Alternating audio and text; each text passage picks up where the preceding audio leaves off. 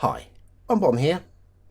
By now you've almost certainly seen the Cities Skylines 2 trailer. Yes, Cities Skylines 2 has been announced and is coming. If you've not seen the trailer, I'm going to link it into the description so you can watch it in full without any audio commentary from the likes of myself. Now, you've probably already seen a few other YouTubers talking about the trailer and giving their opinions. What you're going to see in this video are my opinions.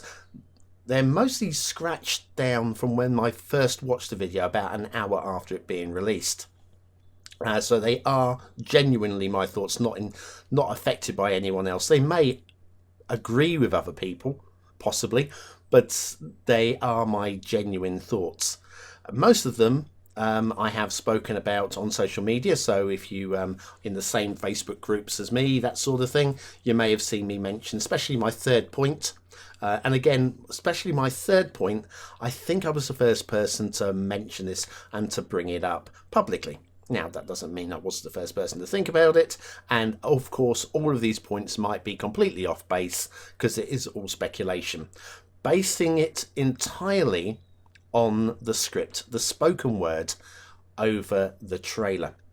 Now, the spoken word over the trailer is 61 words long, not very long, poetic without being poetry, and because it's poetic, it makes me wonder, is there anything factual? Is there anything really to be taken from these words and assumed that this is actually a thing? Well, I think actually there might be. I think there might be some little nuggets in there. So I'm going to play the video in a few moments' time and stop the video at those spoken moments so we can briefly discuss what I think they might mean and what they might mean for the game. There is one other thing before we get started, and it's the one thing that is kind of spoilt the game in advance for me. Kind of. Not that I'm still not going to buy it, and not that I'm still not very excited, but it's kind of like motorbike. Right, but it's kind of dampened my excitement a little bit. It was $2.20 who made the original video. I'm not having to go at $2.20. I'm not, right. This is directly aimed at Paradox here, but $2.20 did the video. I can't remember who it was who made the initial discovery of the gas station in the foreground of the opening scene, gas station which is from the Unreal Engine, making us all think that the game was going to be built in the Unreal Engine. Now, I'm no expert. Apparently Unity is better for simulation games than Unreal. I can believe that. Unreal is a beautiful engine. Unity is a beautiful engine now, far more than it was when the original Cities Skylines was released. And for those of you that are worried about Cities Skylines being built in Unity again, Unity has moved on a lot, in the same way that Windows 11 or Windows 10 or whatever version you're using now is way progress from Windows 3.1. So Windows has moved on a lot, Unity engine's moved on a lot, and thus Cities Skylines will, or should, Cities Skylines 2 should look and play a lot better than the original game. So I have no problem with it being on the Unity engine.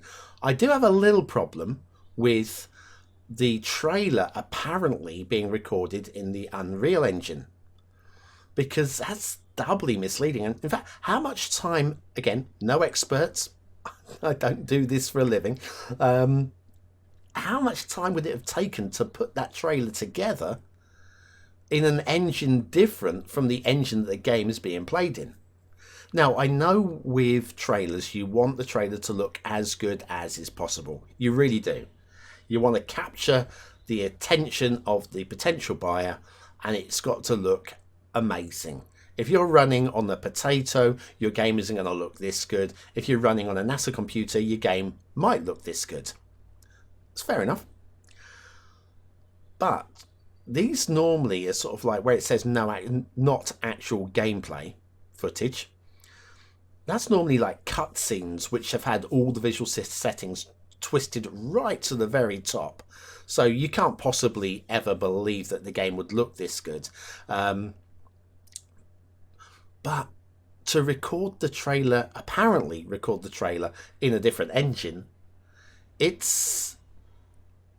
means I don't trust anything I see on the screen. I don't trust any of the visuals that I'm seeing on the screen. The visuals are, it's a guide for me. It does look like what a Cities Skylines game should look like. Maybe there is some stuff in the video which is taken from the gameplay footage. Maybe. There's a roundabout section which looks like it might be from in-game. Maybe.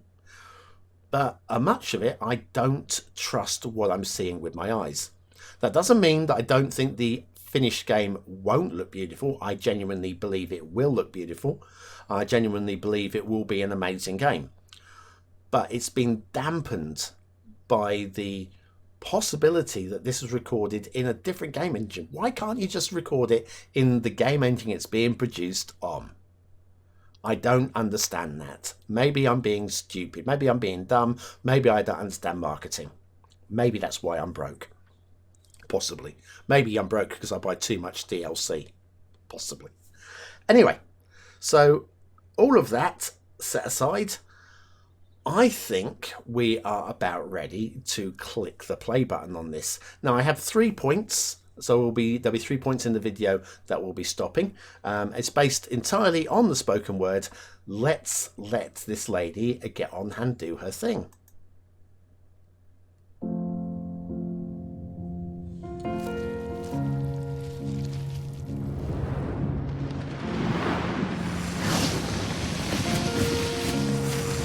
It's time to start from the beginning.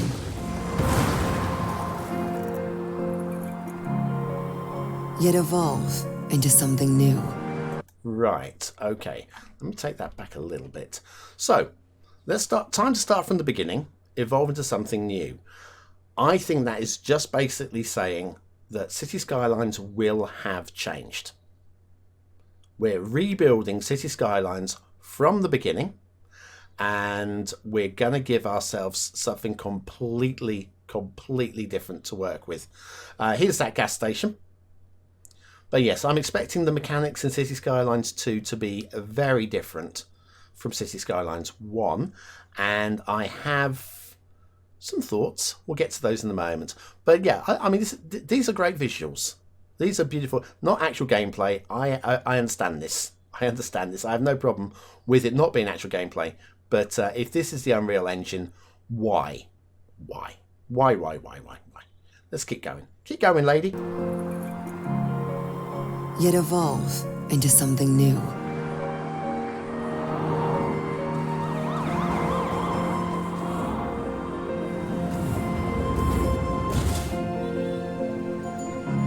This city has a story.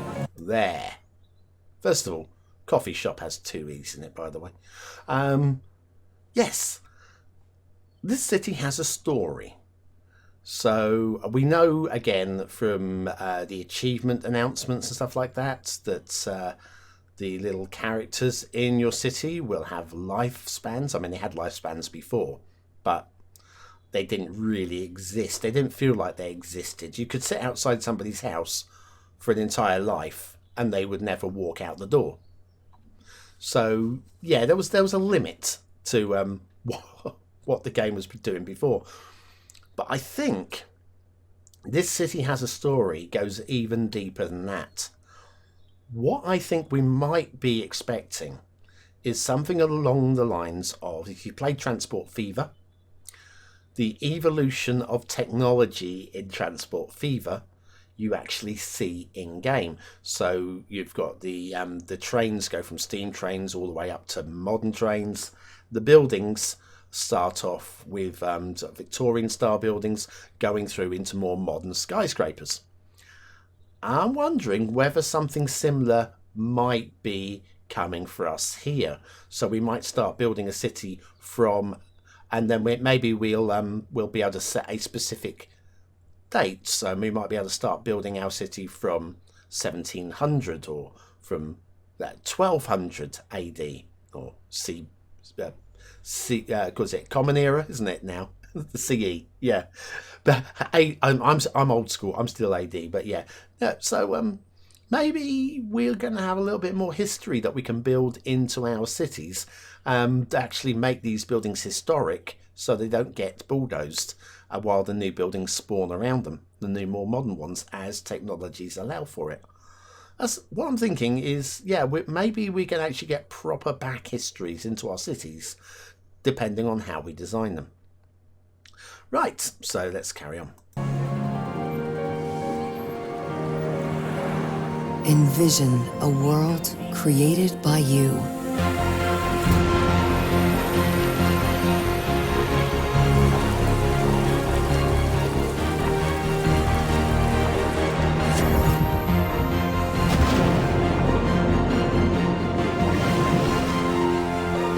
Your chance to shape the future. Right, stop.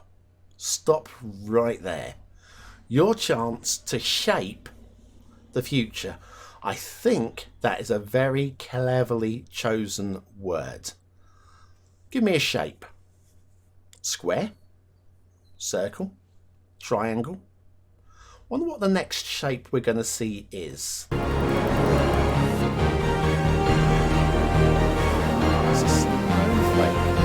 To create Famously, a hexagon.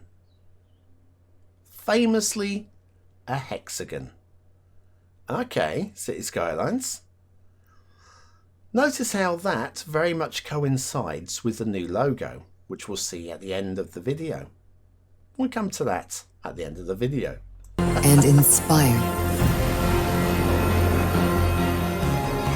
There's a change of seasons. Expand way up high and bring life to your creations.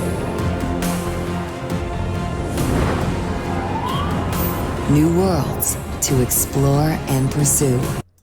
New worlds to explore and pursue. Explore and pursue. That doesn't sound like just loading up a map. That doesn't sound like that at all. To explore and pursue. Are we interconnecting cities? Is this multiplayer? Is this being able to export and import from other people's cities? Are these the things we're heading towards? Or is it just, hey, you can load in maps? Not entirely sure. Not entirely sure. We do know the maps are going to have 150 tiles plus. I know it's the achievement is for 150 tiles, but maybe the maps have more than that, but you're getting the achievement for using 150. I don't know. But what I do know is new worlds to explore and pursue might be a new way of choosing. Yeah, almost a map options menu. Almost. I think a little bit more creative than that, but I think there might be a new way of choosing maps in game. We will see.